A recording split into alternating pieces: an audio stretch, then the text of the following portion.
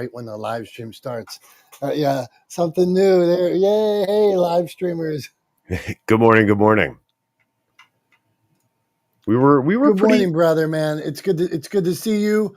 We got a lot of work today. We're going to talk about name changes, so the importance of names. So we'll ping some people here, and we're live streaming. Teach us about live streaming, Tom. Yeah, we're live streaming right now. We're using we use Restream. It's a web-based application, and we specifically chose that platform to use to live stream this because it enables us to sort of pair channels. So right now we're live streaming on YouTube, Facebook, Twitter, LinkedIn, and Twitch, and we're able to live stream on both of our platforms, right? So we're able to live stream on my YouTube, your YouTube, my Facebook, your Facebook, etc. And that's because of Restream's platform. So I'm a big fan of that, the ability that it gives us to pair and invite folks in. So when I've used this software for other live streaming that I've done as well. And the nice thing is that it allows you to really, to share with a broader audience to reach more folks because you're able to pair those channels. So I like it for that reason. It's also very user friendly, very easy to do. And then, I think for us, this Clubhouse room, I think it became clear to us months back. I think we've been actually live streaming this since like February of this year. And it became very clear early on that the value in this room with the community that shows up week after week with us, with the folks that we invite to be a part of this and bring the value to this room, that it really shouldn't just be on Clubhouse, right? That we were sort of doing a disservice to the folks that come into this space by limiting it to just Clubhouse. And so I put on my little problem solving hat. Pardon the dogs in the background. They heard a noise outside. It was very scary. But anyway, I put on my little problem solving hat and figured out how to bring this to a broader audience. And here we are. We're live streaming all over the internet, as we do every week. I notice when I look through what I'm wearing on the live stream, Tom, that every shirt looks the same. I have to be cognizant to switch colors. Julie asked one day, do I only wear blue? And I do have a lot of blue. My wife asked the same question. Do I only wear blue? Well, I consider shades of blue, not necessarily just blue, but now this is gray. So one of the things we wanted to talk about today, and you started us down that path, and you guys can help us, is what's in a name. And we know it's time to rename the name of our room here. When we started it, me and Neil we used keywords. It was the beginning of Clubhouse, and we used keywords. And now maybe it doesn't suit the name, but in your business in general, in other people's business, some people say like, I'm Johnny Pica. That's my name of the business. That's not Johnny's name, or Billy. How do you name your business, and how should we name the room? So, Billy, what do we do about naming shows, naming podcasts? Where do you start? If you don't mind, Billy. Hey, and Billy got a new picture too, I think. Yellow background. The guy always looks good. Okay, go on, Billy. What do you think? Well, I think I'm the worst person to think about this because I don't really think about the name that much. Because typically when I start something, I start it pretty fast and furious. I just throw something on it. So I'm pretty simple-minded. Like my podcast, Creating Daily, I just wanted to talk to people who are creating daily, and so that's kind of how I was like, okay, that makes sense. Creating Daily. That's what the name of the show is. That's what it's about. But then I had another show called Podcasting for Money, and then Creating for Money. Like all that stuff was pretty basic. Like, what are we talking about? That's the name of the show. I got a 4-year-old yelling at me. I'll be right back. Been there, man. I work from home a lot of years. I still work from home. And one time I was in my basement. I had an office, same office I'm in right now. And all of a sudden, the guy said to me, it was one of my prospects. He said, go play with your kids or something like, and I didn't know if he was being like, Dom, I should have been more focused, or was he telling me like go play with your kids? But after the call, I was like, oh, I don't know what that meant. So yeah. What do you think, Tom? What was he telling me? I don't know. I mean, I would take a charitable view and say that he was telling you that, go enjoy time with your family. Hang on one second. Go play with your dogs, Tom. Go play with your dogs, Tom. Yeah, there you go. I like it, Billy. Okay, Johnny, what's in the name, man? Where do we need to go? How do we decide what the name of whatever we're doing is? Why don't you just name everything Johnny Pica? Johnny Well, Pica Insurance, Johnny Pica Haunted Tours. well,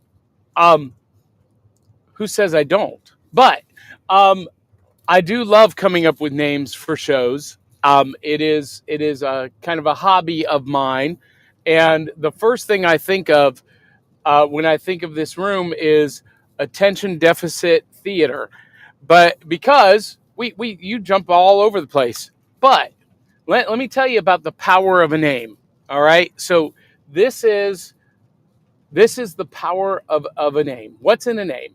When I was in college, I did a tour of the EKU alumni associations. I was the entertainment and went to Florida, did a tour all through Florida. And during the tour, we were there on a Sunday, and Sunday morning, we went to Carpenter's Home Church in Lakeland, Florida. And that morning, they had a little preview, like 3 songs for a concert that was going to be happening that night by a Southern gospel group with the last name Fuggins or N, the Fuggin Family. And they got up, they sang their 3 songs. The audience applauded, everyone loved them. The pastor came up to stage and said, "Wasn't that great? We'd like to thank Daddy Fuggin, Mother Fuggin, and the whole Fuggin family for being here this morning." The audience lost it. And the pastor didn't know what they were laughing about until he thought about it for a minute. And you, oh, that's funny. Well, that's been almost 30 years ago. And I'm still telling that story. So what's in a name? Ask the Fuggin family. That's probably the greatest story I've ever heard, Johnny. I'm crying over here, dude. Did the Fuggins make it, Johnny? That's what we need to know. Or was Fuggin a bad name? I don't know, but you could get some really great deals on those Fuggin tapes after the show. I don't know. You know what happens when the Fuggin bus breaks down? Right, it's a lot of good material out of it, but could they go on a stage somewhere where people be like, no? Oh, they were fantastic. Yeah, they were fantastic. They were huge. They were a huge group back in the early '90s. Okay, and that makes me think of a band like the All American Rejects or something like that. I guess a name can play that is a little bit different. So interesting. Okay, Johnny? What should we name this room? Johnny doesn't care. No, I'm sorry. I was taking a drink. What should we name this room? That is the $25,000. Ooh, wait a minute. Maybe that's the name of the room. The $25,000 question. I mean, it definitely would bring people in. People would definitely see that and be real curious about what was going on in this room. I don't know if they'd be disappointed when they came in and found out there was, no $25,000 at the end of that clickbait title. But it's one of those things. Like, I think, as Dominick and I talked about this, and like I said at the end of last week's room, I kind of feel like the word salad doesn't do justice to what we've all collectively have created here. And that's a community built on value.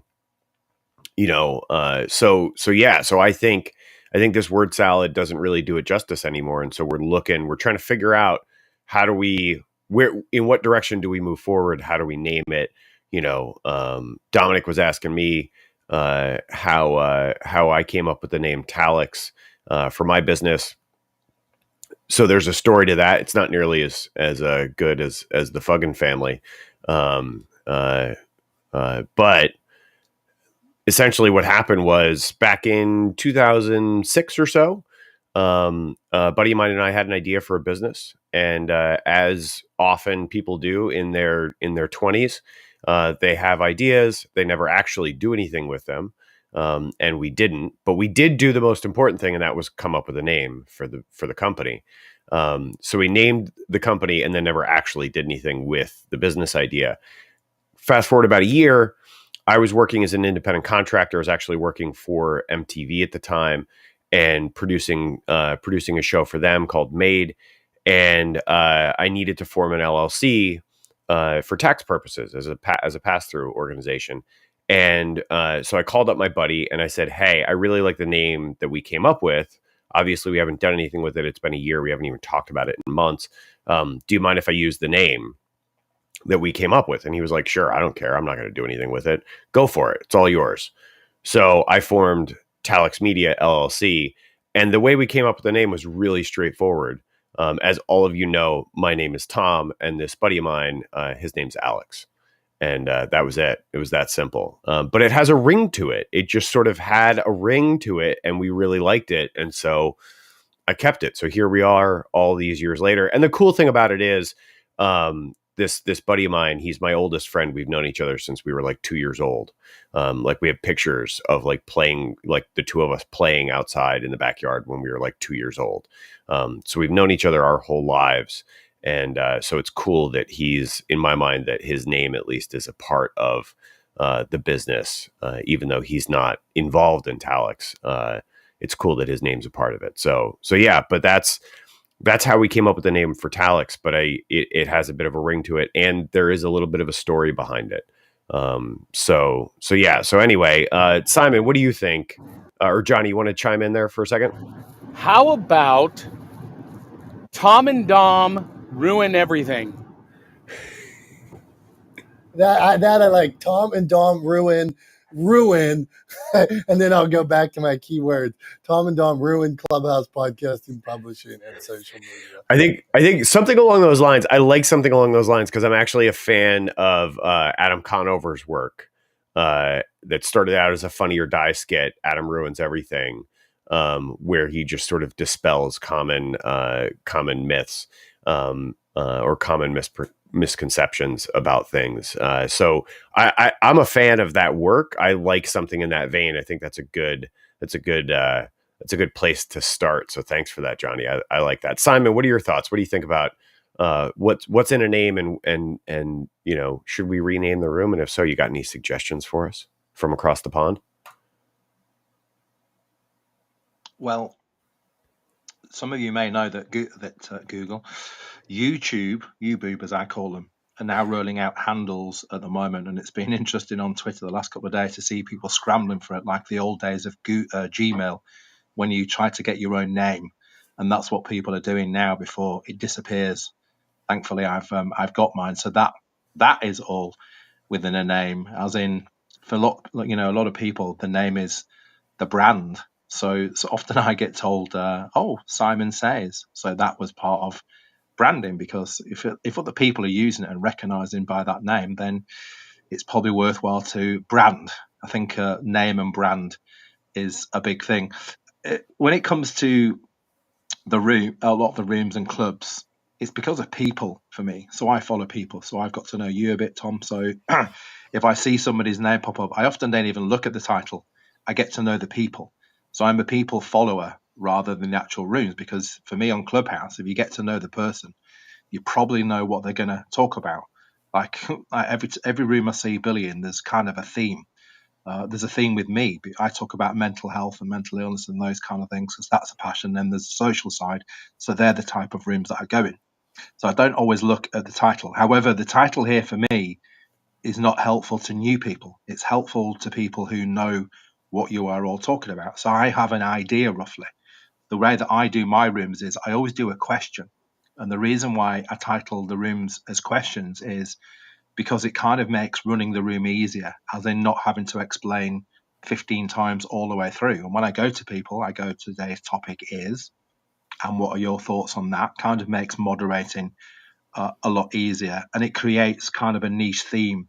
Although, again, that's for me because I'm deliberately doing that, because I repurpose that content and it becomes the question. When it's kind of generalized, if you, because at the end of the day, it's a person's room, want it to go all over the place and you don't want it to remain in one place, then absolutely open the title. What I hear in here is it's all things to do with social. So I would have it either as a question specifically each week, again, so that there's topic around that, so that people can come in and go, right, I know exactly what this is about. But then I might go for something like all things social, or something to do with social in the word, because social audio, all of these things are social. The chat is social audio, all of these kind of things. But I'm a fan of actual questions. When I go in, I like to know exactly what it is about, and then I don't need to ask anything. I can actually come up and I can go, right, can I contribute to this? Yes or no. If I can't contribute to it, I don't remain within the room a lot of the time, because I'm here to speak. I'm not here to sit in audiences. I'm here to contribute to all of these spaces and places. So, and then the other one to go with is probably title it something like I Love Donald Trump, because I reckon that'll probably get a few people in and that will explode it. So when I see the clickbait ones, I giggle when I scroll up and down the old Clubhouse thingy, and I can spot these, the clickbait ones. You go in there and it's like it's got nothing to do with it. It's somebody selling that $999 course of I will cure your social media issues within 63 easy and simple steps. So the thing is, this is your room. So people, if I don't like it, I don't turn up. If I like it, I will turn up. I like some of the people in here, so I'll continue to turn up. Anyway, it is later in the day in England, so it's time to pop up for copper. But anyway, thank you for holding the room, because again, I love any discussion around social audio, social media, all of these bits and pieces. So thank you very much. Have a wonderful rest of the day, everybody. Simon, thank you, man. Appreciate you. And I'm a Pittsburgher. You have to tell me, what was the last you said? It's later in the day. It's time to do what? What was that? What was that phrase? Oh, it's coffee time. It's coffee time. It's coming up to 2 p.m. and I'm seeing my doctor at 10 to 4 p.m. So I go for a coffee beforehand to kind of, I don't know, make me hyper when I go see the doctor. Okay, gotcha. I go midday, late afternoon here. I am a diet Mountain Dew drinker, and that's what I go to, a giant biggie. I call it a biggie, and I go to a Speedway, not Sheetz, not Royal Farms. Speedway has the best mixture of the diet Mountain Dew in my world, except I get foam cups, these giant big foam cups, and lately I broke two of them. I stuck my hand through one of the foam cups the other day, and it went all over my car. And then another day I was visiting my mom, and I crushed the foam cup while I was sitting at my mom at her nursing home. Johnny, go on. Dude, have you ever poured Diet Mountain Dew on a painted surface? It will strip the paint off the wall. It's dissolving that styrofoam cup in your hand. I don't believe that for 1 second. I think don't drink it. I think it has orange. I read a label. It says it has orange juice in it. That means it has to be somewhat healthy. I think it says orange flavor. I don't think it says orange juice. Hey, to be fair, and if we're gonna get technical, at the end of the day, fruit juice is actually not real good for you. It's basically just sugar water that comes from fruit. You're much better off to just eat the fruit than you are to drink fruit juice. So for what that's worth, and obviously I've done boatload of research on nutrition and stuff like that for all of my training and all of that crazy extracurricular stuff that I do. So, yeah, I used to drink Diet Coke like it was going out of style. So don't get me wrong. It's not like I'm like one of those people who's like, I've never let soda pass my lips. Like, no. I used to drink Diet Coke all the time. And honestly, like one day I just ran out and I just never went and bought more. And I haven't had a Diet Coke in like probably 9 years. And I genuinely don't miss it. I've really gotten into drinking tea recently. Like I drink coffee first thing in the morning, and then I kind of like for a hot beverage, I go to tea for the rest of the day with just a bit of milk. And so far, like Irish breakfast tea is like my go-to. But you know, You're a better man than I. I did work for the BBC and live in London for a little bit. So I've been around tea culture quite a bit, but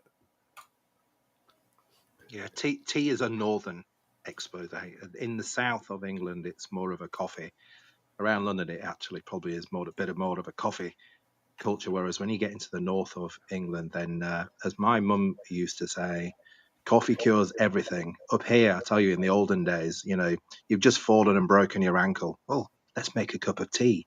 Oh, my arm's just dropped. Oh, let's have a cup of tea. Oh, my marriage has just fallen apart. Let's have a cup of tea. Apparently, tea over here cures all known illnesses. I don't know if it can cure Elon Musk. Is he an ill? Anyway, that would be a whole other topic. yeah, no, I think my experience, Simon, has been, and we can move off tea after this. I just wanted to throw this out, but my experience was that with especially the Londoners that I knew and worked with and lived around, that they very much sort of mixed the two. So there would be like coffee, and then if you like, rather than having coffee, you wouldn't drink coffee all day. You would have like coffee in the morning, coffee in the afternoon, and sort of in between there would often be cups of tea. That was my experience, but to each their own. And I do know that tea is huge in Yorkshire. So, anyway, that's been my experience, but yeah, I'm with Johnny. Dom, I'm sorry. I'm going to have to pile on there. Stop drinking Diet Mountain Dew, dude. Just don't do the do. Don't do it. don't do the do. They are not our sponsor. Okay, we're talking about changing our name. Julie, Media Casters, Crown and Compass. So Julie, weigh in on how you get a name. I read about how Julie got Crown and Compass, and I thought it was a brilliant story. So we're gonna talk to Julie, then meet Patrick and Cynthia and Prof T and our friend Heather, and anybody that wants to come up, just flash or whatever you want to do. If you want to ask a question or drop a tip, let's go on, Julie. Okay, guys, this is a great conversation. First of all, why are you thinking about changing your name? What are you thinking is not working, or are you just bored? Well, one, it's been that way. We never, like, when me and Neil made it because we were like, oh, keywords, Clubhouse was just starting, that kind of thing. That was a Neil thing. Neil's my buddy, so he wouldn't mind me saying that. So, but then, like, even Julie mentioned one day, and she said, having Clubhouse in that title might actually get you shadow banned. And early on, it was something while people wanted to find out about Clubhouse and things like that. And then, like Tom says, does it serve? I mean, we talk about Diet Mountain Dew in this room and important subjects like that and tea. So is this really serving that we talk about publishing and podcasting and how social media and different TikToks and reels, and you never know where it can go. But we talk about all these different things, and we just want to make sure we are serving this beautiful community that we have here. Well, okay, so there's already name recognition. People look for this room every week. However, when I'm talking about Clubhouse, putting the name Clubhouse in your title on LinkedIn, or if you're going on Facebook Live, it's going to get shadow banned because they don't want you moving off their site. So that was my suggestion for just at least your LinkedIn show, that you do take the word Clubhouse out because it's not getting viewed by enough people because you're promoting another social app. I do believe that Simon had some, little gem there besides talking about tea and mental health. He's always so amazing. Just the name of the room. People, and trust me, let me tell you, if you trust anyone, trust me on this topic that the clickbaitish room garners people's interest, even if you're not talking about anything clickbait. Now, I actually had this conversation I do a room every Tuesday with Dragon and Mark Savant. And our first room, I don't even remember what it was, but I said, you guys, I had this little dalliance with a little bad, if you want to go quote unquote bad press here on Clubhouse, because I just did rooms with this person who really didn't have honorable intentions.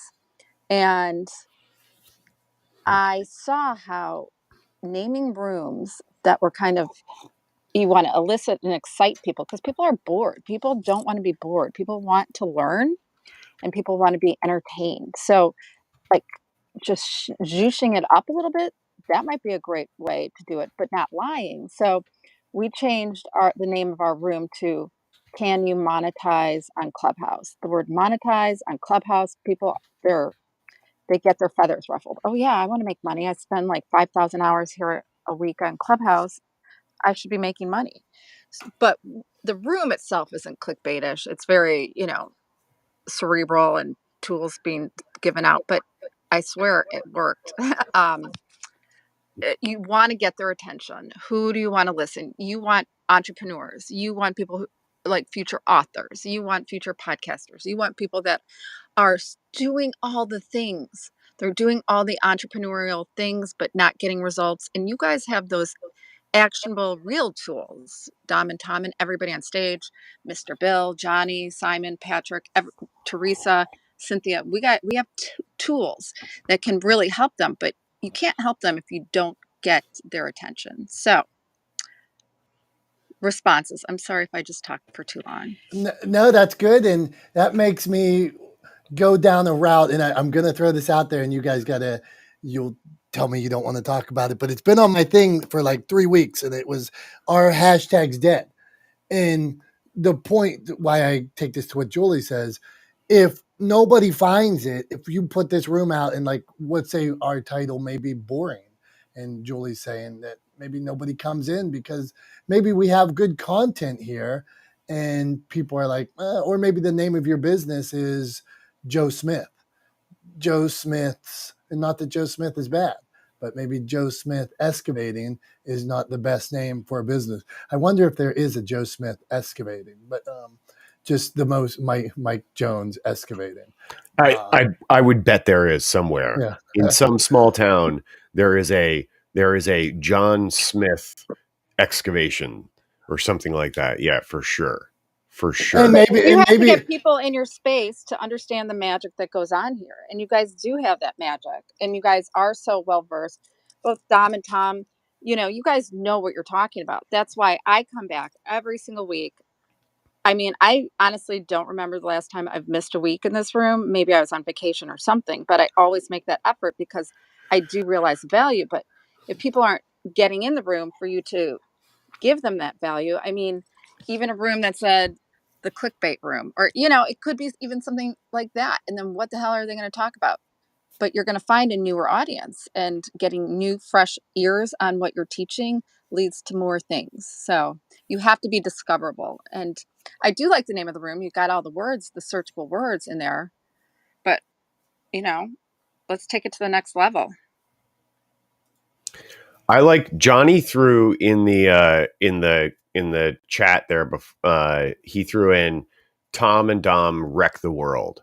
And I'm not precious about what order the names go in at all. In fact, I was the Dom is the original here. I came in well after you guys had started this thing, but with after you and Neil had started it. But I like the idea of that. And I'm not here's sure that's why. searchable though. Like, Johnny, that's a great idea. That sounds actually like a podcast that you guys should start. And I'm just throwing that out there. But I'm not sure in Clubhouse if that's searchable. I want to know, what are you going to do for me? Because I pander to everybody's ego. Everybody's looking out for number one. And think about that for a second. How can you pander to your listener's ego? That brings me to John Jay saying once in a while that he never puts his own name in the show. He never puts the guest name in the show. It's only what the show is about. All right, hold on. So it used to be Clubhouse, podcasting, publishing, and social media. Then we'd reset every once in a while. We're talking about the name of our show, name of your show. What is in a name? Okay, you weren't going to allow me to talk about this, but I'm going to put it on every week until somebody answers me. Hashtags, are they dead? And then the other thing I wanted to know is, are you aware of your competition or are you obsessed with them? So those are all things we're going on about. Go on, Tom, All and then we're right. going to go So Patrick. I can't speak to hashtags, although Heather and Julia both commented in the chat that hashtags are not dead, is what Heather said. Julie said we live hashtags. So I think you've got some folks there who want to chime in on that question. I meant But to say love, but yeah, okay. live is good too. We also live for hashtag. Let's be We real. live for hashtag. The thing I wanted to say, what I was getting to before, was why I like the name that Johnny put in the chat.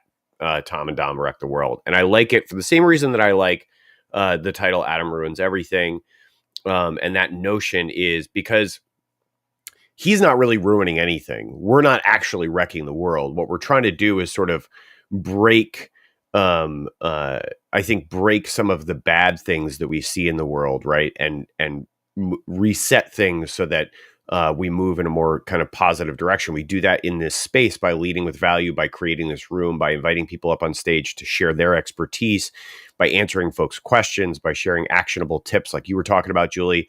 That's how we do that here.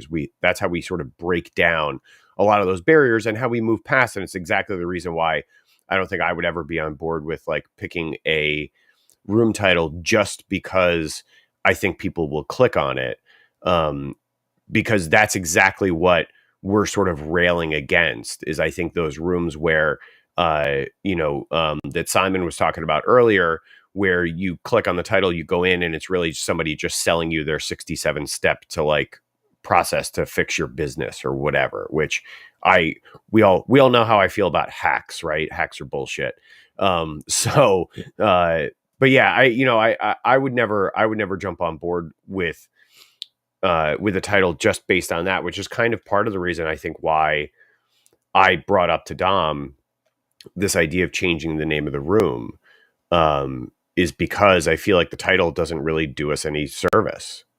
It doesn't help us in any way. Maybe it makes the room more searchable, but again, like Johnny pointed out, I think Johnny pointed out in the, he did in the chat, we've got the club, which has a name, right? And then the show, the room name can be completely different from the club name, right? So anyway, just a thought. I just want to throw that out there, but I like it because I think we are doing some work here to sort of break down some of the negative things that we see in the world, and kind of form a better way of doing things through sharing value and leading with value. So that's kind of why I like that title personally.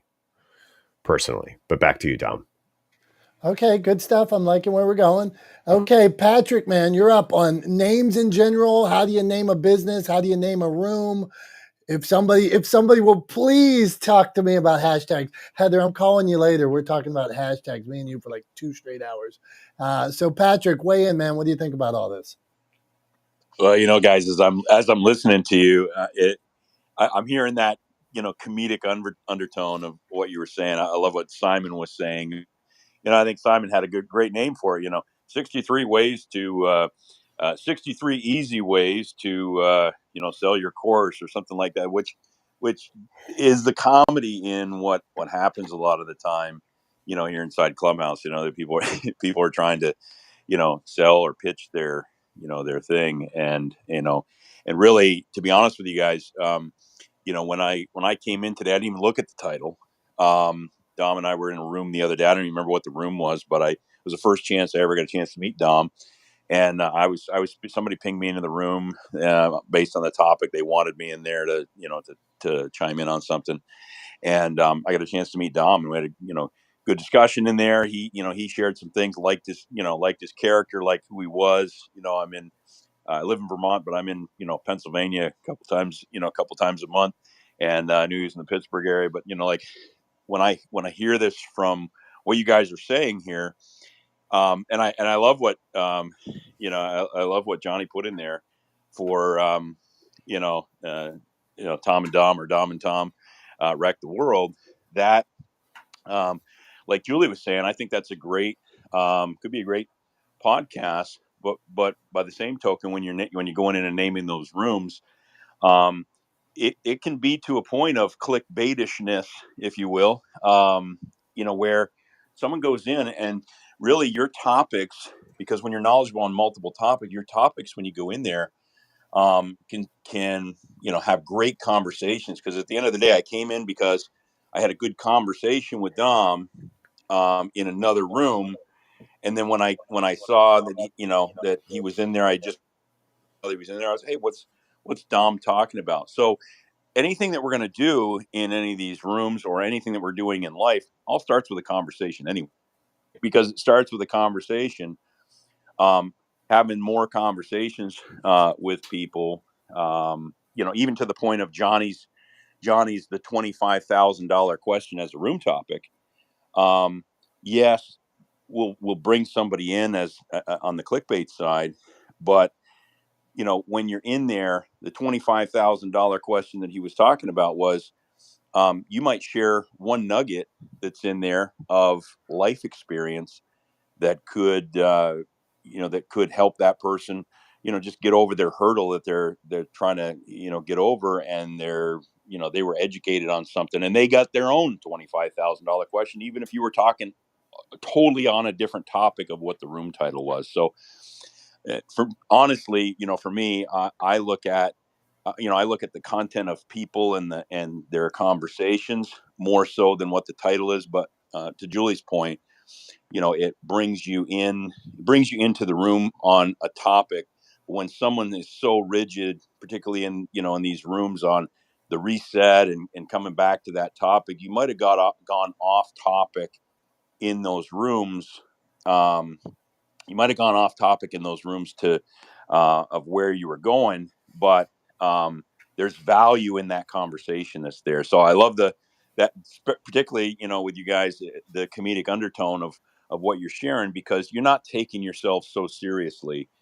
You have serious businesses like we all do, but we don't take ourselves so seriously that it's got to be so rigid that it doesn't add value. Have a great conversation, maybe go in a different direction. And if we're talking about tea and how somebody likes tea versus coffee, it's okay in the conversation to have that. We don't have to change the title for those things. So anyways, that's my 2 cents on it, for what it's worth. But I do like the Dom and Tom Wreck the World, and and I think it would be, you would come in to see what was the topic of the day, I guess, at that point. So,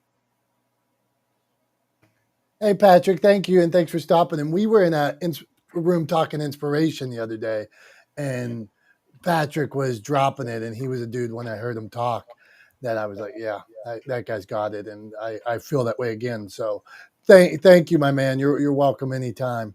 So yeah, we're working on our name here. I want to let you know. So the name of my business is Motivation Champs. And I used to have I don't know if I ever told you this, guy, when websites and stuff were first starting, I created a website called successtrader.org. I don't know if it's .com or .org at the time, but you had to build your own website. And I didn't know jack about building websites. So I'd have to find all the stories myself and research Abraham Lincoln and research anything that was on there. And then you couldn't get from one page to another. And this was even before I was writing. I just had this idea to share inspiration, share content. So it fell after a year. I had 2 views on the website, complete trash. So I started writing books at the time, and when I was starting to write books, I'd go out and speak, and people would ask you well, how do I do it? And I knew I still wanted to share inspiration. So me and my son sat down at a computer one day. He's about 6 years old, and he loves John Cena. And his idea, I'm like, Cameron, it has to have the word motivation in it. That's what it is. And he's like, how about motivation Cenas? I'm like, that is not a good name for a business. And me and my 6-year-old went over a computer and we were looking at domains and looked through hundreds of domains. And I knew I had been to the Rocky statue and seen him with the hands up, and that was the champ. And so that was the idea. It had to be motivation, and champions were what we wanted to create, and that kind of thing. And that was the founding, and it was not motivation seen as my son had instructed. So that's how we started. Okay, we don't have a name yet, but we're getting somewhere. If anybody wants to talk about their business name, go ahead. We are to Cynthia. We're going to meet Cynthia, Prof T, Heather, got Dr. Tachi in the house. Okay, let's do this, Tom. Cynthia, what do you think about all this? Go on. I'm not one to really name anything. I mean, I have a cat named Kitty. I have a dog named Dog. I just like calling it what it is. And you do talk about podcasting. You do talk about social networks. You talk about publishing. We talk about Clubhouse. If the concern is the word Clubhouse, remove it. My newest LLC is called Combat Boots Media. Why? Because I'm a vet. And when I open up my third podcast, which won't be for another year, it will be interviewing veterans who have successfully gone from the war zone to being entrepreneurs. And that is often a hard transition. My writer podcast is Writer to Author. Kind of just says, start writing and we'll help you get published. And my hypnosis is just the name of my company, Third Mind Hypnosis. So, and we all fall under, we will all fall under the one LLC at one point in time, but that's all I got to offer. If you're concerned about one portion of the word, just remove it. Cynthia, I appreciate the input, and sometimes it is, why not tell them what you do? Sometimes somebody the other day pitched an idea to me, a publisher of books, and it was like how to get rid of X, Y, and Z problem. And I thought, this is brilliant. I've had this problem, and it was that simple. And somebody else told him that's not a good title. And I thought, that's a good title. I've named books. I have a book. What's the one? It's How to Write a Book in 2020. It was like 100 tips on how to write a book in 2020. Then I've screwed it up, and one of my first book, and I say it's retired. I want it not to be sold. It was Don't Double Bread the Fish. I went the complete other way with this dumb title that meant something if you read the book, but it meant nothing to any reader. And so you'd probably pass right over this thing because you're like, what the hell is that? Tell me this problem that you're going to fix, like Cynthia was going to do. So weigh in on this. What do you think, Tom? Tom's looking at me like, Tom, I don't know what you're talking about. I'm thinking I'm quitting this room. Go on, Tom. Not at all, man. Not at all. Never. I'm a lifer. I mean, it's our room. So by definition, I'm a lifer. But anyway, no, I think I like the idea of using a title that sort of makes sense only if you're if you read the book, right? So the first thing as you were saying that popped into my head was Malcolm Gladwell's book, Tipping Point, right? Like if you just see the title Tipping Point, you're like, I don't really know what that's about, right? And then it isn't until you sort of get into it and you at least read the jacket that you get a sense of what that book is actually about, right? But from Tipping Point, it can be about all kinds of different things. So I just think, I'm definitely not against that as a tool for creating a title. I think, titles or names should do a couple of things. I think they should potentially be descriptive, like Cynthia's name that she just talked about, Combat Boots Media. Immediately, as soon as that came out of her mouth, the first thing that jumped into my head was she's a vet, right? or veterans issues are close to her heart, or something having to do with military service, right? Right away, immediately jumped into my head. So it's descriptive, right? It gives you a sense of something that's important to her, right? And so I think that's a useful way to think about creating a name for something. Is what does it do? What is it about? What is important to the creators of that thing, right? And how do you convey that succinctly? So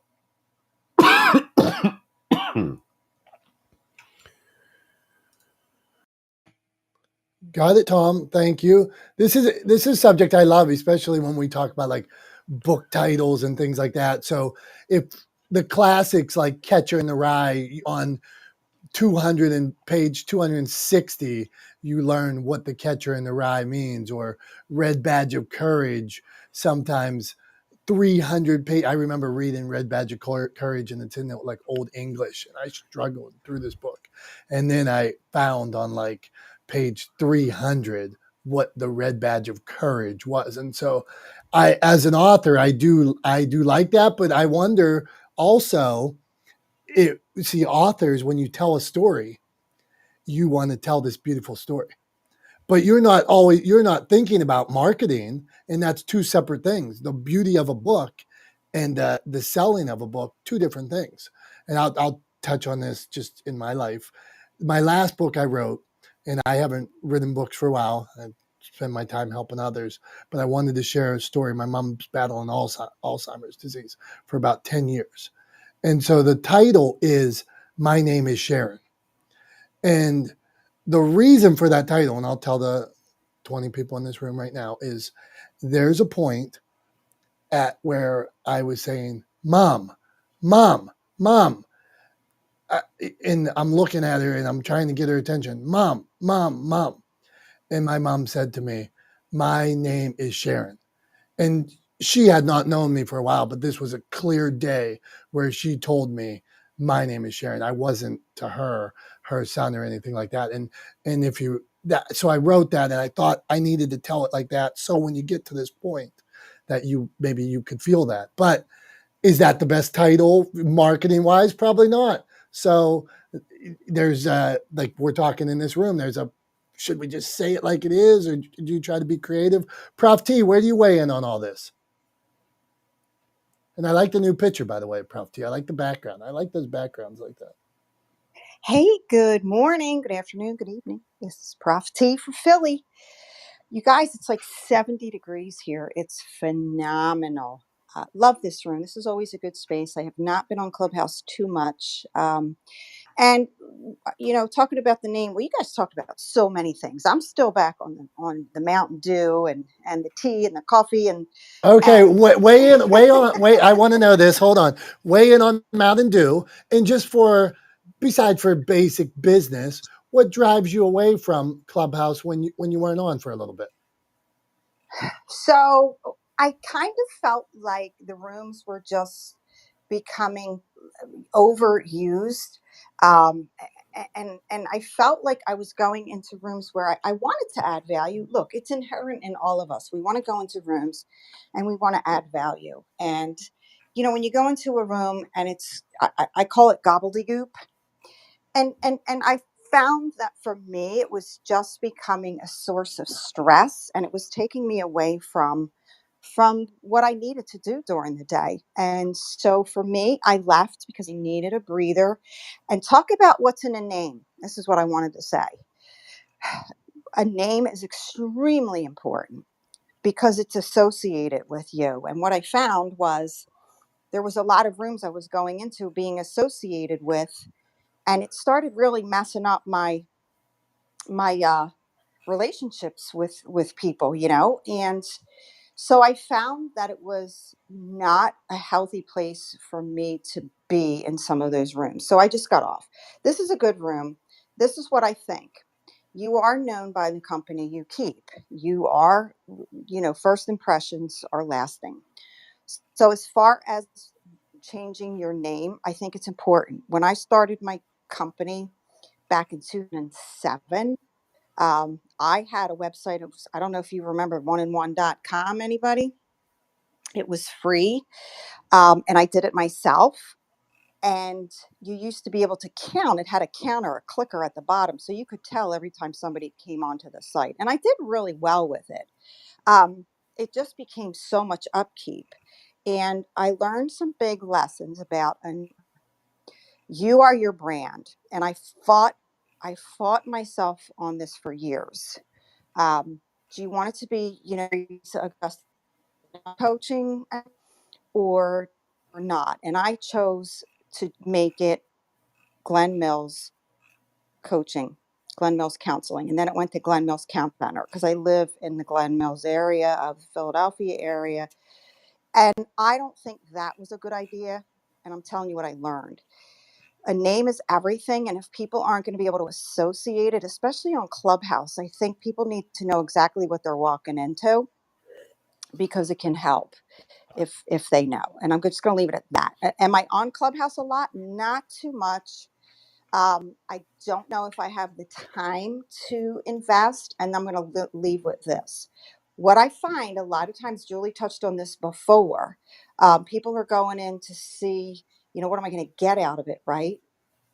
I believe that now more than ever, we have to go wherever we are, in Clubhouse, on LinkedIn, a nonprofit organization, a business, a company. You got to ask yourself, what can I do to help, other than what are they going to do for me? Prof T, and I'm out. Thanks. Prof T, beautiful words. Patrick was giving you, I think those hands above a head mean a amen or a thank you. So Patrick, did you want to add something? He was cheering you on, Prof T. Well, Yeah, no, sorry, Dom. Yeah, I just remember that one site. That's all I was saying. So yeah, I do remember that much way back. So okay, good stuff. Thank you, Prof T, and it's glad to have you back anytime you stop. And I get it. I'm one of these guys.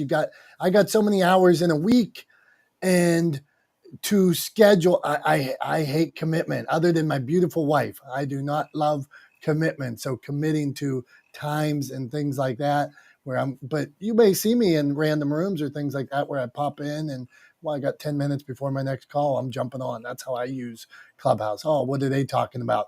I'll scroll through and jump on. Hey, Satva, you wanted to add something? Go on. Yeah. Hey, Dominic. Beautiful tribe, beautiful people. I love this topic, and I'll pour into this because I like this term and I've coin phrased it for myself. There is no price too great or too small in the business of owning yourself. And when I spend a lot of time in my character, and not to put myself in a box, rather to be in a resonance that I enjoy my own company, that when I'm either sitting down eating a meal, sitting down with company, or reading a book, that I'm thoroughly enjoying my own presence. And that's a foreign concept, I think, sometimes, especially with social media and this. It can be a distraction, but it's more of like engagement. Our energies are connected into each other on these platforms in real time across the world. And whatever one is doing, they're bringing their energy into that space. Or say if someone is being a disruption to their self, if they're just seeking to be distracted, or gain something when they enter into a space or enter into a room, there's a real sense of that energy ebbing and flowing. So I've been in my own right, in my own respect, aware of what I'm bringing in the quality and the essence of who I am. And then I went into my name through numerology, the name that I've chosen, Sattva, as well as my name, my legal name. And I did the numerology behind it. And I found that there's archons, they're called archons. So they're numbers, and each number has an energy, it has a resonance. So when we're saying each other's names, we're actually speaking a resonance. We're saying an archonic force when we say someone's name, or when we hear a name being spoken. And that's a deep dive in and of itself. So what I'm saying is, when I'm in these spaces and when I'm sharing on these stages, I'm connecting into the essence of every single person connected to the space, plus their story, plus their life experience, collectively speaking. Individually, when I'm here and when I'm on a stage or if I'm being edified by the stage, it's really more of a plan, to align myself with someone, to align myself with the energy that I want to see not only in my own life, but in the world, because it is really much better to give, as I've seen in my experience, because in the giving, I'm enriching other people. I'm giving life. I may have something to share with someone that may make their day more bright. It may make this world a little bit more beautiful. And if there's a little more beauty in this world, that means that we're all going to have a little bit more of a beautiful existence together, collectively. And that's really the point for me. When I come into Clubhouse or use any social media platform, I've had my moments of distractifying myself and then quickly seeing that and being like, yeah, just go to sleep. Unplug, read a book, go to sleep. That takes discipline. So there's a lot of things that we have to do for ourselves, that we have to give ourselves permission to do and to be unapologetic about it. Nope, not doing this. Why not? Well, why not? No is a complete sentence. I don't have to say why. I love me. That's why. Well, this, that, no, don't get caught in that. Just let it go and then move forward and expand around it and keep adding value to yourself. Because when you do that, when I found that when I keep adding value to myself, if I get the proper sleep, if I get the exercise, if I take that time to pour into myself, I'll have more to pour into everything else that I'm touching and doing. So being on Clubhouse, being on any social media platform in this day and age, that's like your business. That's your name, that's your essence, that's the quintessence of who you are. And so I keep certain accounts open for the sake of legacy, to remember stories, to remember different things about my past. And I move forward in the now to be mindful of the new stories that are unfolding, the ever present now, and how we share this thing together. And it really is a beautiful thing to share together. It's fun to laugh. It's fun to get on a stage and laugh together or share the feel or just encourage each other or maybe cry or maybe just hold space for someone as they go through a tough time. What is that? This is a powerful medium. It's a medium and it's very, very, very much like a tool. And we know how tools can go. So we just use tools wisely. I would have to say that would be the best summation of what I was sharing with you all. Love you guys. Beautiful to be here. Love this space. Hey, Mr. Brown, Satva, we appreciate you, man. You got some hearts while you were talking, so keep bringing the positive mojo to us. It is appreciated. The name, as of now, it was Clubhouse Podcasting, Publishing, and Social Media. It was at one point. It was Clubhouse Publishing, Podcasting, and all things social media.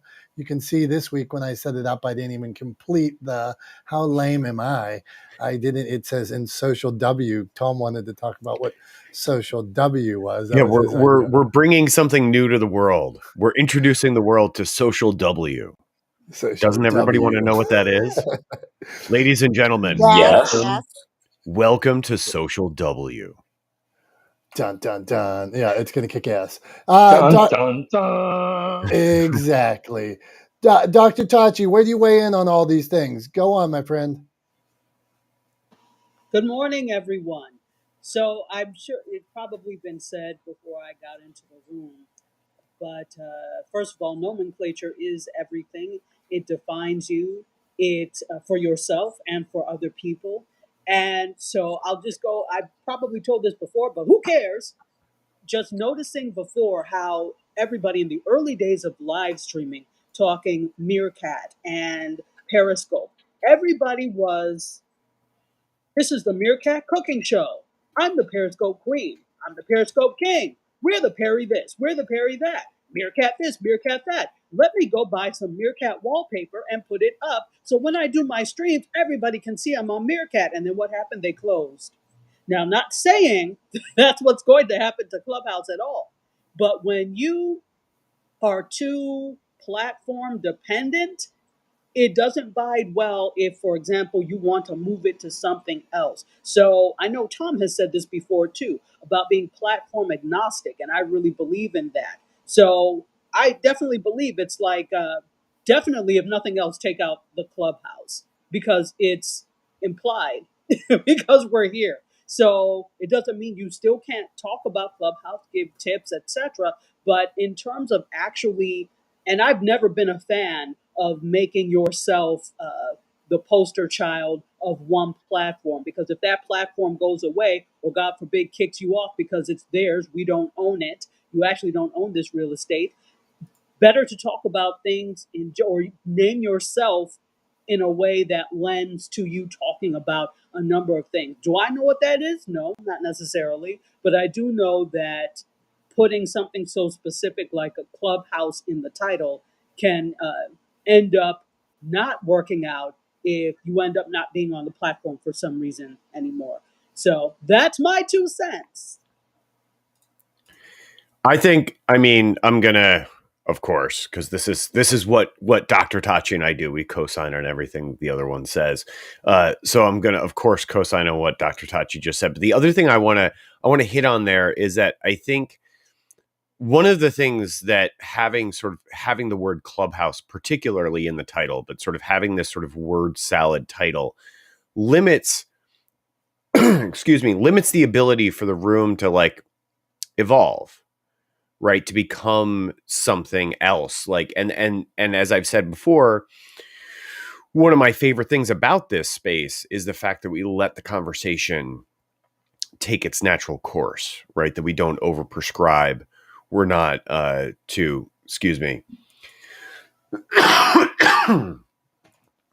not too Tom, limiting. I have to interrupt because he just did his cough and he muted his mic. Beautiful, as a pro would do. But your voice sounds so good coming off of I know you had a little bout with a cold. It sounds better than Yeah. ever today. So I've had just a head cold, and that's so like my voice when I have a head cold, it's also the same sort of timbre I get to my voice when I'm hungover. So, which I'm not, by the way, but I have been battling a little bit of a lingering head cold. I'm still a little congested, and it's still got my throat a little dried out. But yeah, this is what my voice sounds like when I have a little bit of a head cold. So anyway, yeah, all I was saying was I think one of my favorite things about this room and this space is that we allow the conversation to evolve, right, over time. And we do that every week. We always start with some things in mind and end up talking about a whole host of issues over the course of the time in the room. And so for me, I think having, what just popped into my head listening to Dr. Tachi was having Clubhouse in the title, even having podcasting, publishing, and social media, because we talk about a whole range of things, is a little bit limiting maybe, right? And that's kind of one of the things that I liked about that idea of like Dom and Tom wreck the world, or Tom and Dom wreck the world, or something like that. That's a little bit more amorphous, I think maybe fits the space a little bit better, that we're sort of trying to, in our own way, create a better world. And, in order to do that, I think you have to break some eggs to make an omelet. Right. So I don't disagree with the idea of wrecking the world, but anyway, that's my thought on what Dr. Tachi was just talking about. okay, and because I took this to somebody else this week after I heard Dr. Tachi mention it. Dr. Tachi, could you clarify what platform agnostic means? Yes. Thank you. I'm glad you asked. Basically, not keeping yourself hostage to one platform. So when you create content, instead of saying, for example, this is the Clubhouse tips and tricks room, you name it social audio tips and tricks room, so that it is not just about Clubhouse. And that way you could talk about LinkedIn audio, you can talk about the now defunct Facebook audio, you could talk about audio in any, or just call it social audio in general, so that you're not tied to one platform. That's what I mean by platform agnostic. Thank you. And it seems like a very smart business practice in general, I would think. not tying your hands to, like you said, the defunct. This page is defunct. This is defunct. This is defunct. There is definitely a value in ownership, owning those domains. Or like Simon, you explain, and if you don't mind, you were talking, Simon, earlier about YouTube. Now you're able to get like almost like a domain name, but they're just like for sale. What's going on? Just hit on that, because it seems like the same kind of thing. If you can, Simon. He was going for T. Can So I add? Can I yeah, add to that? yeah. Okay, go on. That's the architect. Go on. Okay, so this is what YouTube has rolled out. It's already rolled out for a lot of content creators, but you have a handle. So the old way YouTube used to handle it, you had to have a minimum of 100 subscribers before you could have a custom handle or URL. Now, as of November 14th, every YouTube out there making content will have a specific handle to make you more visible. And the reason why, and I've listened to some of the YouTube developers, they're saying because they're want to make accessible to smaller content and not just cater to an algorithm of bigger content providers. So what this is a game changer, because they had to adapt to what TikTok did. TikTok took the average Joe or average Jane, whatever you want to call it, and they literally transformed in saying you could do the lip sync, but you can also put your content where it's going to be more visible for everybody and not just, well, we're thinking this person's hot. However, the financials, a part of it, is explosive. What people have made off of TikTok, YouTube picked up on, and they basically said, we can't lose our loyal subscribers and viewers to an app that gives small content. So they're like, we can't lose to that. So all of the platforms, including LinkedIn, all the social audio spaces, are now going on to that same rhythm of identity. Because if people can't find you because you can't customize it, or saying, well, hey, look up 72 the architect, then what good are you? And I'm going to go to a content platform that really benefits me. But I will add this tip, and I like what the doctor said. I'm content agnostic. I record it in my own hard drive. I will distribute wherever I feel like, and make it repurposeful, because according to intellectual property rights, which are vague for podcasters and bloggers, it's really vague now. What do you originally own? Because in some spaces, they own the distribution rights. Even though you own the content itself, they own the distribution rights. And what happened was, years ago, when Anchor was bought out by Spotify, in their user rights, they literally spelled out they own the distribution rights, even though it's your content specifically, because it's under their brand. They own, and the distribution rights has been argued over in court. I don't do intellectual property, but I've been following up because I am a content creator. So I'm just going to stop there. Hey man, appreciate the tips, and that's what we try to do in this room: get knowledge from people that know what they're talking about, like you, like the doctor, like Julie, Prof T, all you, like coming from different points of view on all this stuff and dropping tips that we can use. Heather, we've been talking algorithms, we've been talking hashtags. You clapped a couple times. This is your space. All these things. So guide us where we need to go, Heather, if you don't mind. Thank you, Dominic. I appreciate it. And Tom, thank you for having me, guys. What Dr. T said in regards to being platform agnostic, I'm so behind that. Really, you should be creating content for the internet itself and not just individualized social media profiles. So I wanted to definitely co-sign on that, and that actually helps your overall search engine optimization of your website and your social media profiles, because guess what, guys, you can SEO your social media profiles. And to bring it back to that hashtag, because when you said that, I was like, hashtags are never going to be dead. I don't care who tells you that they are. Hashtags are never going away. Case in point, if you're an iPhone user, go to your notes and start to type in a hashtag. If you start to type in a hashtag, it's actually going to create a hyperlink on that. And then if you use iPhone notes enough, it's going to, like for caption creation or hashtags, it's going to start auto-generating hashtags for you. So again, hashtags are never going to go away. And if you are platform agnostic, which again, I completely agree on, and everybody should be, use a branded hashtag across all of your socials and on your website and in any media coverage you have, because that is going to lift your overall social media presence and make it easier for people to find you, especially if they are themselves platform agnostic or trying to search for you via Google, because Google is a powerful thing in regards to social media, and everybody should be making sure that their stuff gets indexed.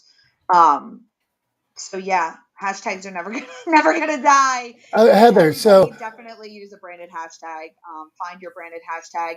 Utilize your branded hashtag across all of your platforms, your profiles, your website, and then take that hashtag offline. So like my hashtag's on the back of my car. So that's a direct call to action to people to look up that hashtag on any platform they wish, and they'll be able to find me easily. So love this conversation. Heather, do you think you get hurt by multiple hashtags, or should I put Heather Rocks, like if that's your branded hashtag, Heather Rocks at a media or whatever that is? Should I have that, and then should I also be like Book Talk and hashtag CBS News, or how Well, do you do here's it? the thing though. You need to okay, hashtag strategy is different on every platform. I will be mad at you if you are on Facebook and you put 30 hashtags in your Facebook post. Like there is specific ways to use hashtags on specific profiles. So Facebook, you get like 5 hashtags. LinkedIn, 5, maybe if you want to go a little crazy, 10.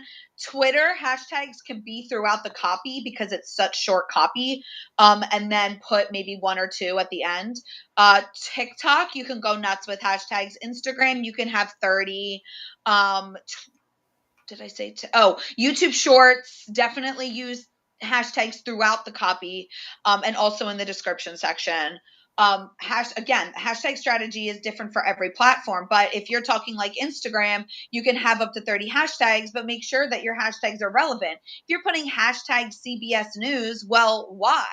Are you highlighting an article about CBS? Were you on CBS News? So just think about how you are using hashtags in a way that you can describe your content so that it gets categorized appropriately.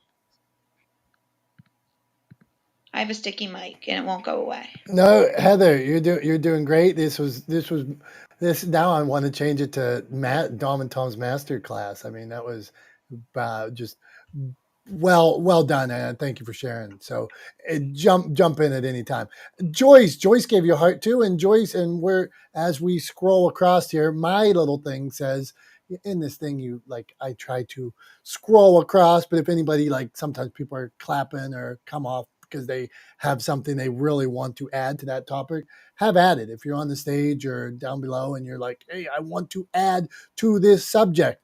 What is odd sometimes is when we're in the middle of a hashtag conversation and then all of a sudden somebody says they want to talk and they start pitching their widget, and you're like, oh, I thought we were flowing on this hashtag conversation or whatever, and then somebody comes and pitches their widget. So that can be odd at times, but otherwise, then I go across here and scroll left to right. So if you're watching the live stream and you see me looking off to the right, that's because I'm looking at Clubhouse on my phone and seeing who's next. And next is Joyce. Joyce, what's going on, my friend? How are you doing today?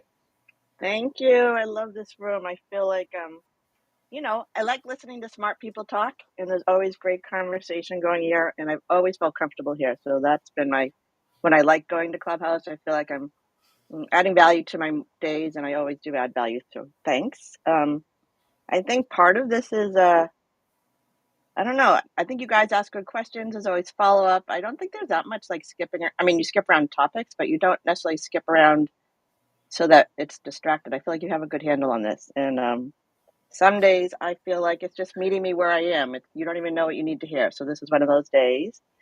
I love titles. I'm a podcaster, so I love making up my titles. I'm a writer. Sometimes I make up the titles of my chapters before I write them because I just love titles. And maybe I've agreed with all the things about taking Clubhouse out. That seems to make sense, but maybe you need to add an emoji. Some of these Clubhouse rooms have emojis, so they're more clear or more specific. Some people are very visual. Maybe that's something we should be doing. And I don't know. I think that's all I had to add. But no, I've been enjoying this, and I love listening to these smart conversations. And titles are important. So, yeah, maybe just taking Clubhouse out. That's my only little add. Thanks. Joyce, always appreciate you hang out, and that's a good tip. Are we getting shadow banned other places when you put that? People used to come on here. This is a voice app, and people used to come on here. I'll tell you, when Neil, people would come on here when we first started, and they would talk about some other app that was like a voice app, and he would freak, man. He'd be like, "Hey, stop, stop, stop, stop." And he would really like attack whoever. He was good at attacking people, but we were yin and yang. Okay, go on, Tom. I just had an idea for a title, and I wanted to float it out there. It popped into my head because of what Joyce was just talking about, and I think one of the things that is central to what we do here is that we are creating, like, we've created this space, we curate this space, we keep this space going every week because we want to add value to the world, right? And we do that by inviting really smart people into this space to share their expertise. So the title, the name that I just popped into my head was Not the Smartest Guys in the Room. So I wanted to see what you think of that, Dom. I'm fine with being self-effacing and acknowledging the fact that I'm probably not the smartest person, or definitely not the smartest person in this room. But wanted to see what you thought. I have lived my life not being the smartest person in the room and have no problems with that. So yeah, I think it's on the right track. Not the smartest guys in the room, talking with experts on this. Yeah, I hear you. Okay, let's see here. Can I just add to that? I think Joyce, go, please. Again, that idea that you should always be in room. If you're the smartest person in the room, you probably don't know where you are, and you probably shouldn't be in that room. But this humility of understanding that you're inviting smart conversation, and you aren't talking over us. And as a woman of a certain age who's always been talked over, or people take my ideas, or whatever it is that happens in these rooms, that you're inviting us in to speak, I think that's very nice. So that's an interesting idea, Tom. Joyce, and I take like, that's a compliment I receive, and I want everybody to know, like, we treat this as a safe space, and when that means your opinion may be this or that, we're fine with it. If you say writing the book's dumb, or you say writing the book's the greatest thing, podcasting's dead, hashtags are dead, maybe they are, maybe they aren't. We want your opinion. We're going to talk about it. The only time you'll ever hear me personally get worked up, or like all of a sudden somebody starts attacking somebody else. Well, that's not what we do here. Their opinion is their opinion based on where they're at in their life today. And so we just try to get all these opinions, and you take all this information and you do what the heck you want with it. We're not saying you have to do it. You could say, "Oh, this guy, Tom's really funny, but everything he says is completely crazy." Okay. Or you take it and say, "Well, when Dr. Tachi comes, and I write everything down and I love it and I'm using it and I'm going to launch my business based on it." Okay, do it. It's your decision. So Joyce, thank you. Tom, go on. Oh, I was just going to say, when you said Tom's funny, but everything he says is crazy, I was like, that's a little too on the nose. Maybe not. Don't try to be so specific with your criticism. But anyway, but no, I also wanted to say, echo what Dom just said to you, Joyce. But really, really appreciate you saying that. I definitely take that as a compliment. as Dom said, I receive that, and love that what we're striving to do with this room, with this space, is what we're actually doing to some degree, right? Like we're obviously, there are varying degrees of success in anything and everything, but the fact that we are endeavoring to create a space where people can express opinions, can share, can provide expertise, and essentially can bring value to the world, and that's actually how the room is being received is incredibly gratifying, and really appreciate you saying that. So thank you very much. And yeah, totally agree. If you go into a room and you believe you're the smartest person in the room, look for a different room, right? So yeah, that's kind of what my thinking was. Is we're not the smartest guys in the room. We're just here to get value and bring value from smarter people that we surround ourselves with. Well said. And I think it's the opposite in poker. Do they say, like, if you're at the table and you think you're the smartest, you should stay at that table, or something different about the poker analogy? Prof T, go on. What'd you have to add? I just wanted to say that this is why I love this room, because first of all, everyone on the stage is so diverse. We all have, we're all in different lanes, and I just love that. And secondly, you know what? I just learned something when Heather was talking about hashtags. I mean, I'm not a social media guru, and things are always changing, and I struggle with, social media etiquette about hashtags and tagging people, and what to say and how to say it. And I just want to say that this is why this room, to me, is so important to jump in and share. You get out of it what you'll put into it. And I just wanted to say thank you, and thank you, Heather. I learned something today. Thanks, Prof T. Over to you, Tom and Dom. Hey, thank you, Prof T, and thanks for the kudos to Heather. Well deserved. Okay. Let me say, I was talking to Prof T in the back. She actually is from my neck of the woods. I'm in Delaware, and she's from Glen Mills, and I have a couple clients in Glen Mills, so we're probably gonna have to meet up at some point.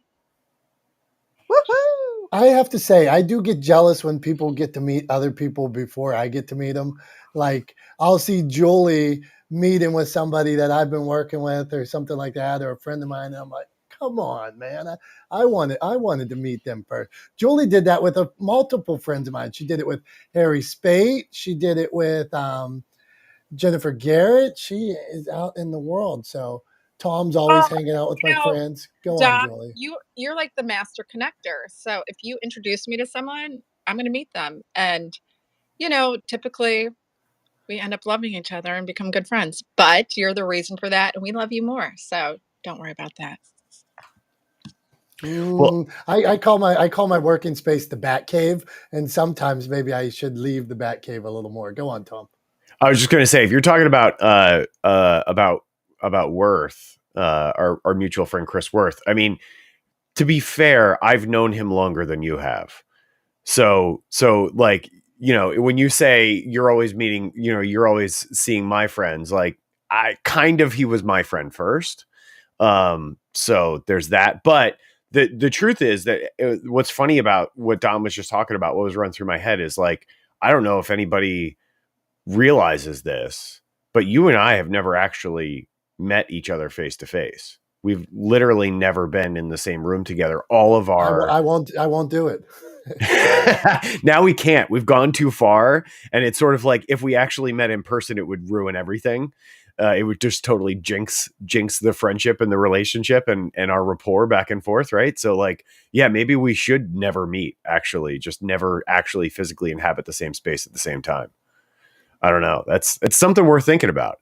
But yeah, and the other thing I wanted to say too, this just goes back to what Dr. Tachi was talking about earlier, and was echoed about being platform agnostic, is we are in some ways, indeed, if not in name, are platform agnostic, because we take this, while we use Clubhouse as a way to bring everybody together in this room through social audio, we live stream this on, like 5 other platforms simultaneously, right? So we are sort of platform agnostic already, I think maybe it's time, and maybe that's part of kind of where my head was at in thinking about this, is like, maybe it's time we make the name platform agnostic too, because at the end of the day, if Clubhouse goes away, there will be other social audio platforms and other ways for us to keep this thing going. Right. So I don't think it only lives on Clubhouse. I think this is bigger than Clubhouse at this point. So that was my thought. I just wanted to chime in with it as I'm wont to do. Yeah, we don't mind. Okay, look, now we are going to meet. I like to read these bios, and this one has me smiling. It says spreading smile. Let's see. Hold on, I'm looking at Howard's here. View full profile. I like the tagline. I like the first line. I'm in. Applying life lessons and learning and pursuing a great customer service. Okay. Spreading happiness one smile at a time. I'm in, man. You're speaking my language. So Howard, where do you weigh in on all this? What do you got going on? Hey, first of all, thanks so much for inviting me on stage, and I appreciate discovering the room. Similar to what Prof T was sharing earlier, yeah, my Clubhouse experience of late's been a little bit of a rocky road. So just trying to, I guess, educate the algorithm a little bit. So with that, yeah, I'm shepherding an emerging brand, and I've taken a lot of interesting things that has stimulated a lot of things just from the brief conversation today. Unfortunately, I was interrupted by a phone call, so I kind of feel like I broke my rhythm a little bit. I am definitely not the smartest person on stage or in the room for sure. But one thing that's kind of interesting to me, and I'm just interested in what other people's viewpoints are, but the rise of artificial intelligence as it relates to copywriting, as it relates to email titles, as it relates to blog posts, and certainly as it relates to just coming up with other forms of creative. I feel that there's somewhat of a fine balance to it, but I'm also seeing it emerge pretty quickly in the marketplace. And I'm just curious what other thoughts are with artificial intelligence as it relates to producing content. Hey, it's Heather. I just wanted to chime in on this real quick because I have been writing copy for social media for 16 years. And those copywriting tools like copy.ai to help me create more copy and captions is super helpful because I cannot keep thinking of funny, relatable, trend-worthy social media captions forever. There's only so much bandwidth I have, so I definitely suggest copy.ai for sure. I was just gonna. Sorry, go ahead, Daslin and Oh, I Giovanni. was just going to ask if I could chime in on it. Yeah, have at it, Dazzin. Go on. Okay, so, and to agree with Heather entirely, even though I have ADHD, the only thing that I think produces as much ideas as I possibly could is the AI software. We have a team of like 49 people that work for me. And ultimately, what I tell people these days is that we give them a semi automated process. So we use a series of AI platforms. We were with Jasper and then we moved to Write Sonic. But ultimately, the only time we ever actually like really get in there and touch the copy is if the client or the creator is trying for a more human centric type feel. You're doing something that you want a little bit more emotion behind. We still run it through the software, but then we just get one of the guys to come in and clean it up, change a few words, something that might touch on a little bit more emotion, whether or not they need ideas for their content, you name it. It just helps. Like, we've cut down our workload tremendously and increased our output in terms of the amount of quality that we deliver exponentially. So yeah, I won't make a suggestion on which one. You can try the one Heather suggested or try a series of them. A lot of them have free offers that you can tap into and see which one helps you the best. But yep, jump in. Okay, hold on here. This is new to me, so I need some clarification. Heather, Dazzlin, Julie, I think this is your world. I've heard you guys talk about this. What the heck are you talking about? So you are saying that there's like a place where there's like content out there, and I have no idea. Teach me. Yeah, Dom. Okay. So copy.ai is where you can go to. I'm going to go there right now because I'm at my desk.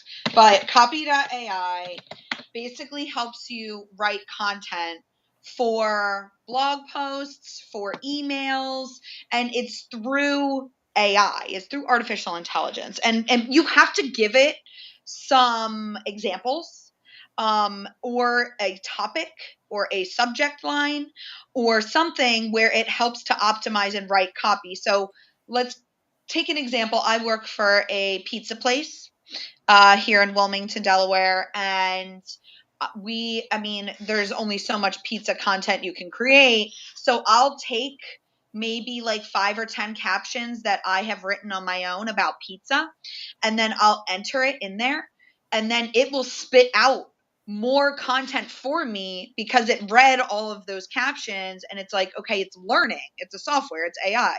And then it spits out more information and more captions. Now, let's say that you don't have any copy. Well, you can just write a few keywords, how your tone wants to be, if you want it to be fun, serious, professional. There's different and then it'll spit out copy for you. I love to use it within the real estate industry. I work within like the multifamily space for real estate, and a lot they talk about like cap rates and just all these different lingo, and I like have to teach myself. But if I put the definition of, let's say, what a cap rate is, and I put that into copy.ai, it will spit out captions for me based off of that definition. So it helps you create and generate copy, content, blog posts, email newsletters, stuff like that. Okay, fascinating. Go on, Tom. My mind is blown here. I just wanted to sort of chime in with a little bit of like a big picture perspective way to think about these different sort of AIs, right? So I was listening to somebody recently, I forget who it was, and they were talking about kind of the specifics of how how AI works, and the fact that AI is a little bit of a misnomer, right? Because these platforms are not actually intelligent in the way that we are intelligent, right? So what they do is they essentially amalgamate a lot of data, a lot of information, collate that information, right? Essentially pass it through a filter and then spit out something that meets criteria that are preset for it, right? So when Heather's talking about picking the style or the mood of writing, it looks at other examples of that and then creates something that sort of loosely mimics the other examples it has of like something that's lighthearted or funny or fun or whatever, right? So just bear that in mind, that while I 100% agree with Heather and with Daslin and what they're talking about in terms of using these tools, remember, they are not actually intelligent, right?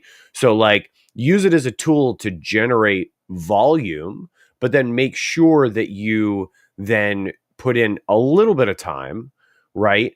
And actually edit the copy and the text and the things that you create using that AI. Because if you've gone to any of the places online that will create like sort of AI art, right? And you've put in a few keywords and it generates something based on that sort of amalgamation of data around those keywords.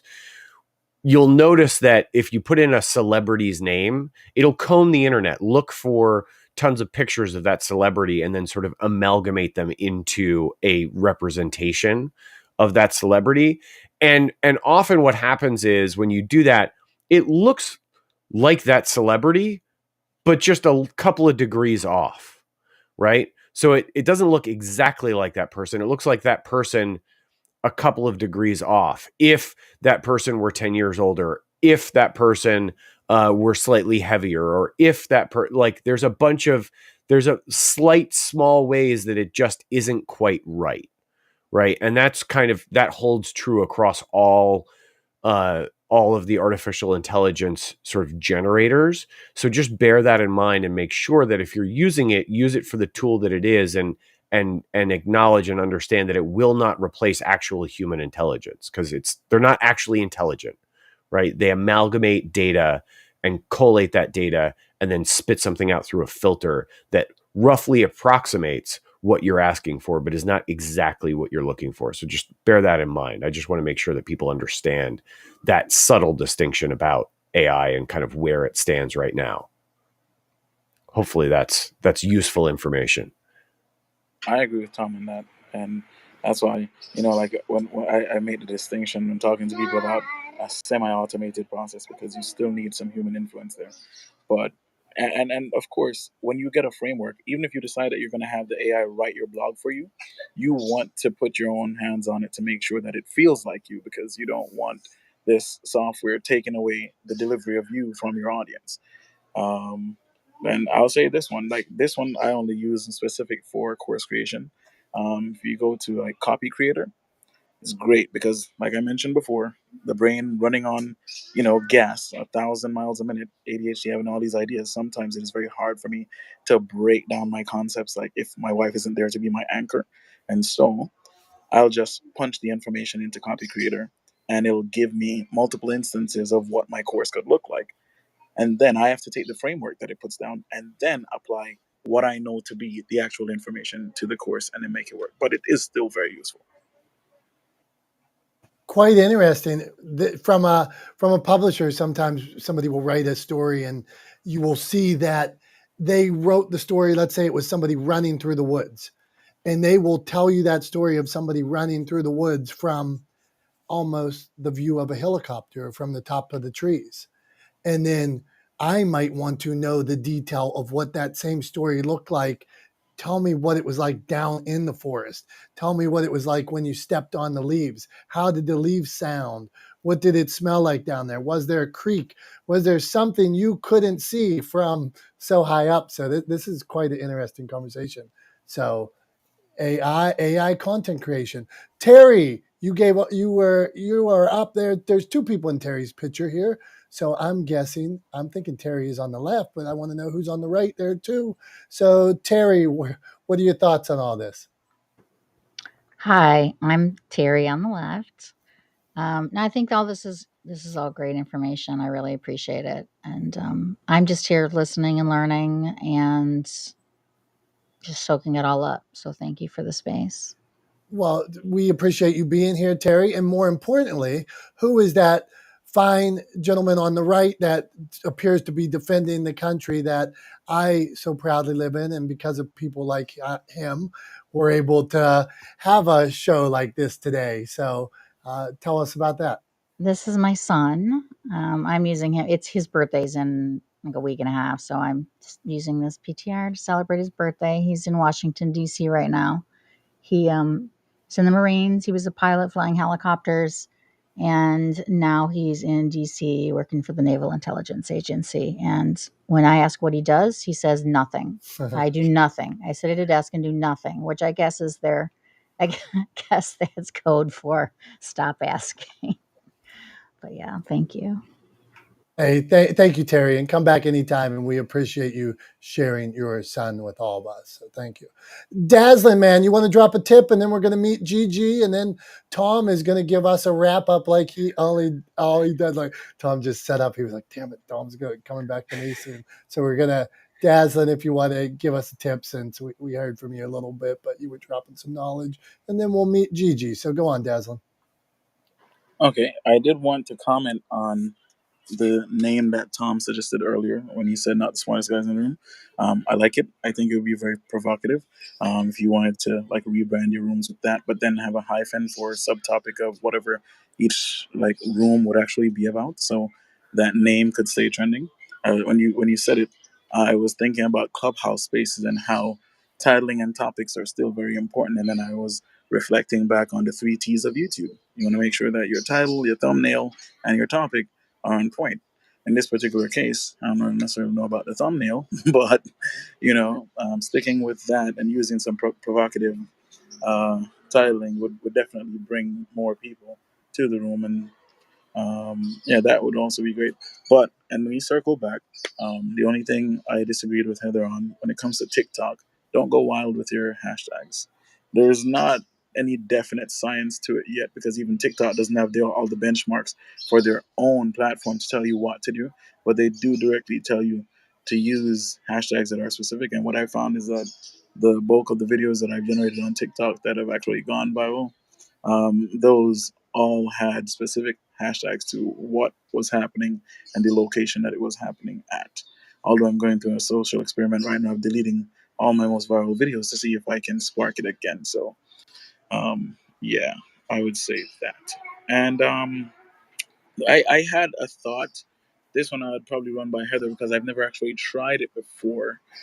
Because she mentioned it earlier in terms of using hashtags in whatever articles or media is published about you.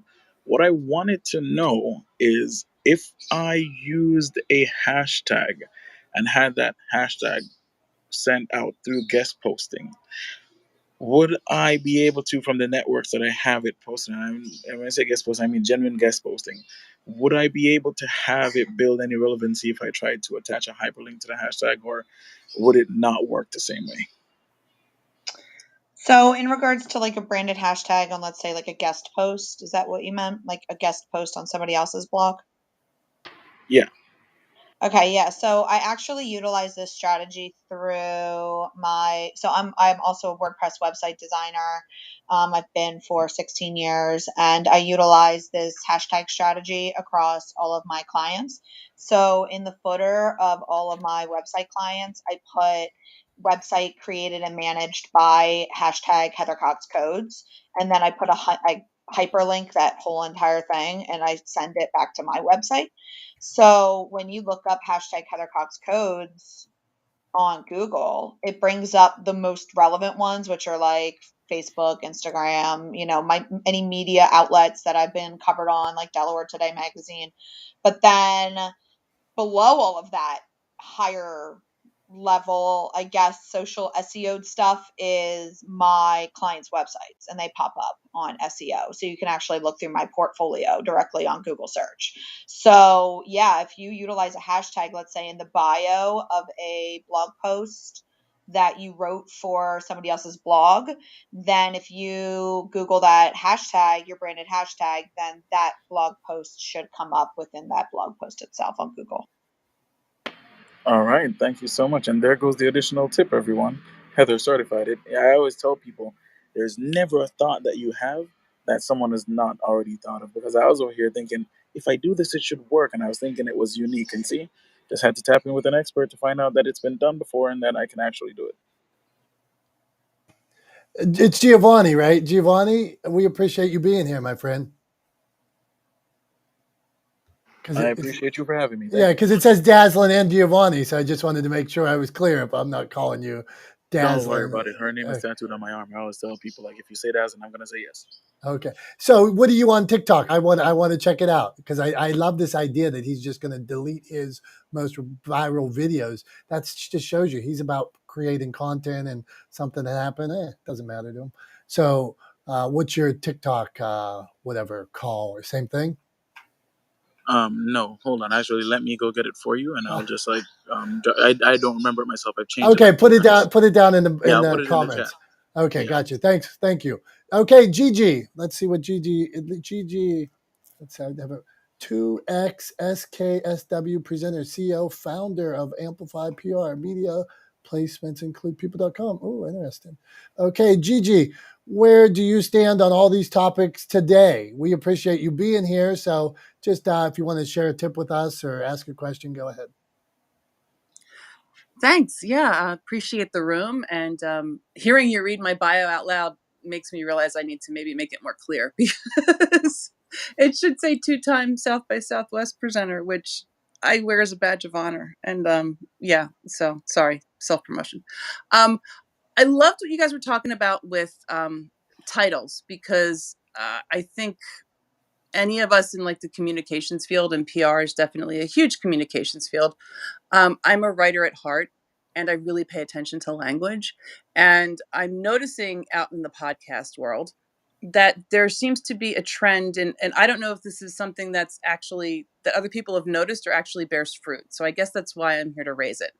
I'm noticing that in the top podcasts, there seems to be a shift in titling. Now, I know that they're top podcasts because the content's good, but the titling tends to be audience inclusive, followed by verbs. So we can do hard things. You're inviting the audience immediately as part of the group and giving them an action just by listening to this podcast. You're wrong about. Well, what am I wrong about?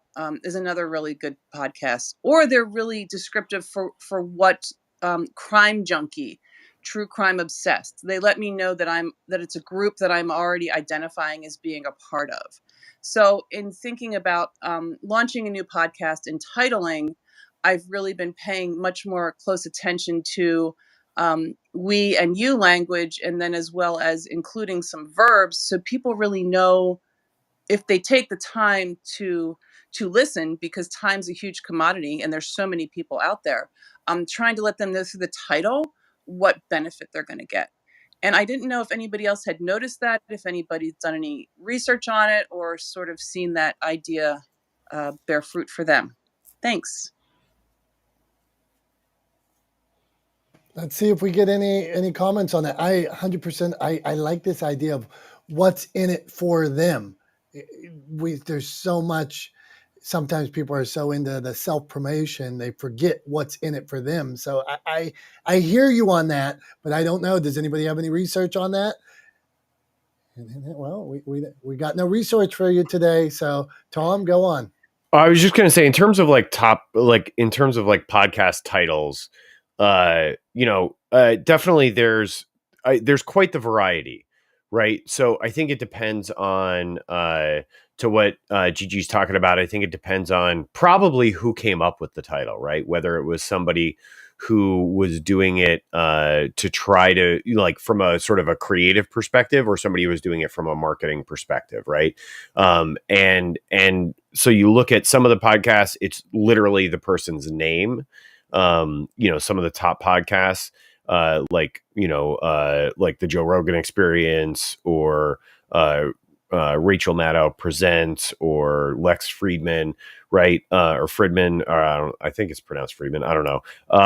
But then there's other titles like What You Really Missed, or And That's What You Really Missed, is like the number 5 podcast in the world right now. Like as of today, The Psychology of Your 20s is number 3. As of today, a show called Case 63. I have no idea what that's about. That's number 1 right now. So there seems to be a really mixed bag. The Mel Robbins podcast is number 16. For the Healthy Hose, HOES, For the Healthy Hose, that's number 19. No idea what that's about.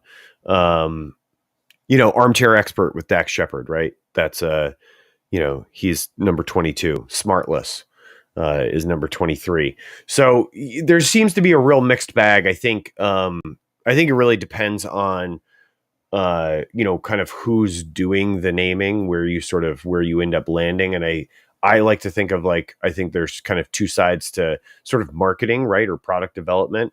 And I think of it as like there's the data-driven marketing side, and then there's the sort of the creative side.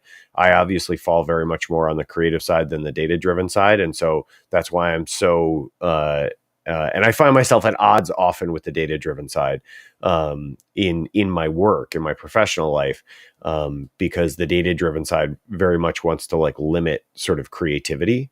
Often in the way that they seek to market products and services and businesses, and I'm often competing with them or at odds with them over what we should do, what we should create, how we should tell stories, things like that. So yeah, I'm kind of finding myself at that, like, in the same kind of headspace, or feeling at odds with, like, the idea of, like, using keywords in the title of the show. My gut reaction is to go 180 degrees opposite that and say, no keywords. I don't care about keywords. I don't, like, it means nothing to me. I want the title to be reflective of what we're doing, and, like, keywords be damned.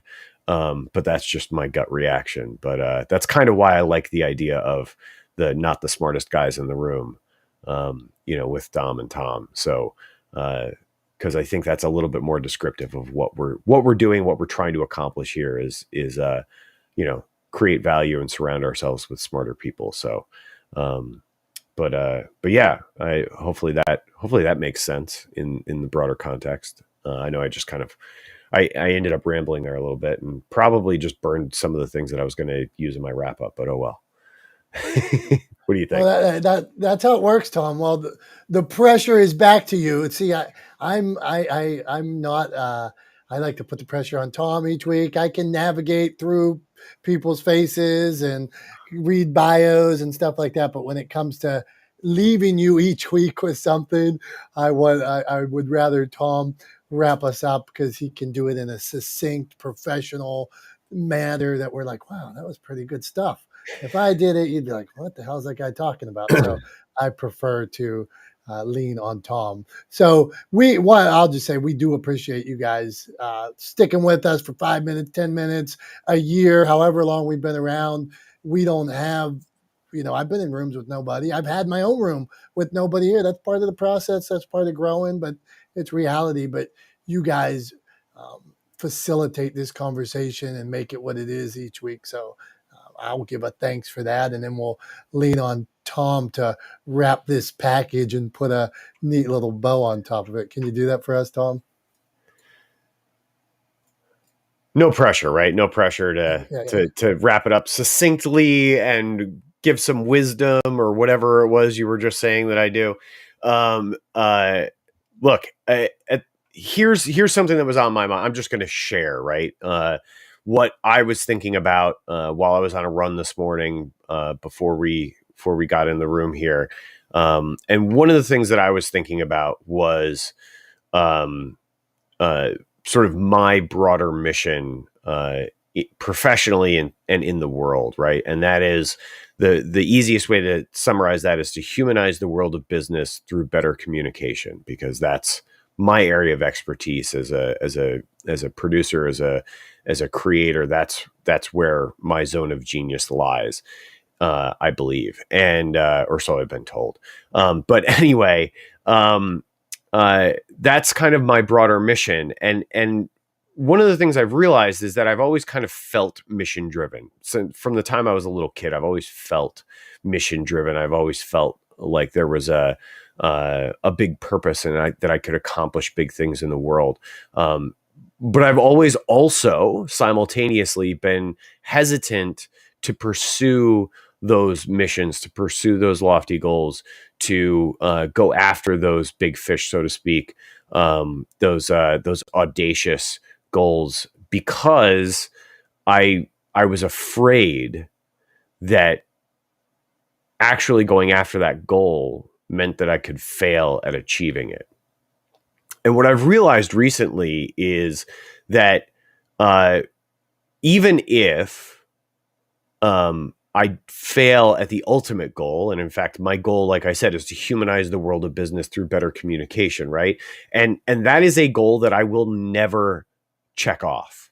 That goal will never be fully realized, right? It will never 100% be accomplished. There is never going to be a day or a point in time in my life ever where I sit back and I go, yep, the whole world is doing business in a more humanistic way. Job done, check mark. Now what's next, right? I will never fully accomplish that goal. And actually, it's one of my favorite things about that goal is that it is impossible to accomplish. And so all I'm really trying to do is move the needle, right? All I'm really trying to do is make the world a little bit better, incrementally better, right? And maybe that's through one person that we talked to today in this room. Maybe that's through somebody watching the live stream a week, a month, 6 months from now, a year from now, whatever the case may be. And maybe slowly over time, we begin to impact the way business is done on a local level. I'm in the Hudson Valley in New York, so maybe it starts in New York, right? Or maybe it starts out in Western Pennsylvania where Dom is, right? So maybe it starts there. maybe it becomes a regional thing. Maybe it's the Northeast of the US. Then it becomes a national thing. And maybe we get to impact the world on a broader scale. But we only ever will even create the possibility of accomplishing even part of that goal if we put it out in the world and we start working towards it and we talk about it and we share about it. And so that's what I was thinking about this morning when I was on my run was I have this mission, and the only way that I can create the opportunity of making that mission a reality, of accomplishing even a portion of that goal, is by talking about it and enlisting the help of others by talking about it, right? Getting other people on board with that goal, because as one single person, I will never change the world. But as a group, as a community, we 100% can. And so I just want to encourage everybody. I'm actually, there are some sort of specific concrete things that I'm going to start doing in the coming days. I've been vlogging about my athletic journey for most of this year. I'm going to start vlogging about my journey on this mission to humanize the world of business. I'm going to start asking people for help. And part of that journey is I'm going to start trying to take concrete steps every day towards realizing that goal and moving that needle just a little bit every day. And I would encourage everybody to do the same. If you have a big, lofty, ridiculous, audacious, unreasonable goal, the best thing you can do is start pursuing it. Because even if you never accomplish it, you'll get somewhere just by trying. And so that's what's on my mind. That's what I've been thinking about today. And that's what I wanted to share with everybody. So thank you again so much for being here, for supporting this space. Dom, thank you for running the room with a deft hand, as always. Really appreciate it, my friend. And who knows, maybe next week it'll be not the smartest guys in the room with Dom and Tom. It seems like we got a good reception on that one. So I don't know. We'll talk offline about it, but I like it. I like it. The more I say it, the more I hear it, the more I like it. So Don't have to stay tuned. Okay, we're out of here. We appreciate all you. Let's get out of here. We're out of here in 3, 2, 1. We'll see you next week.